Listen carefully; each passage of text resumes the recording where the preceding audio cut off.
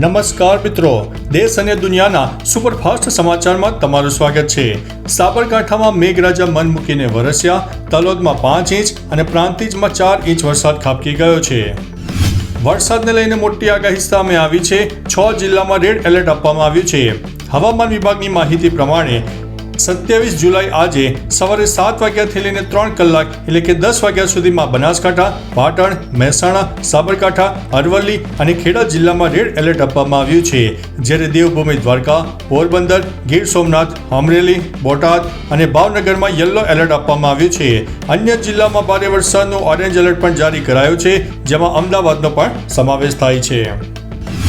Take off સમયે જ landing ગિયરમાં આગ લાગી, અમેરિકામાં મોટી વિમાન દુર્ઘટના ટળી ગઈ છે।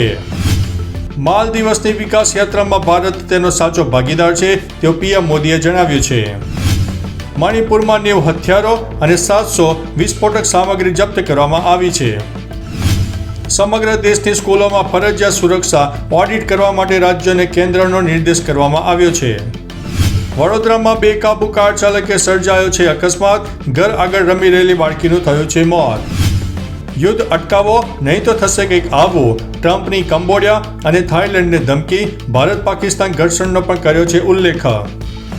સિહોરમાં 75 વર્ષ જૂના ટાઉન હોલના હાલ બેહાલ થયા છે, ફાયર સેફ્ટીના સાધનોનો પણ અભાવ જોવા મળ્યો છે। સુરેન્દ્રનગરમાં પોલીસે સ્થળ પરથી 15,000થી વધુની રોકડ જપ્ત કરી છે, 6 સામે ગુનો દાખલ કર્યો છે। વીરપુર તાલુકાના દાંતિયા ગામના કાચા માર્ગથી ગ્રામજનો પરેશાન થયા છે। અમદાવાદના અનેક વિસ્તારમાં ધોધમાર વરસાદ જોવા મળ્યો છે। રાજ્યના 33 તાલુકામાં આજે મેઘમહેર થઈ ગઈ છે। તો ચાલો મિત્રો, ફરીથી દેશ અને દુનિયાના સુપરફાસ્ટ સમાચાર લઈને મળતા રહીશો। ત્યાં સુધી અમને રજા આપશો। નમસ્તે।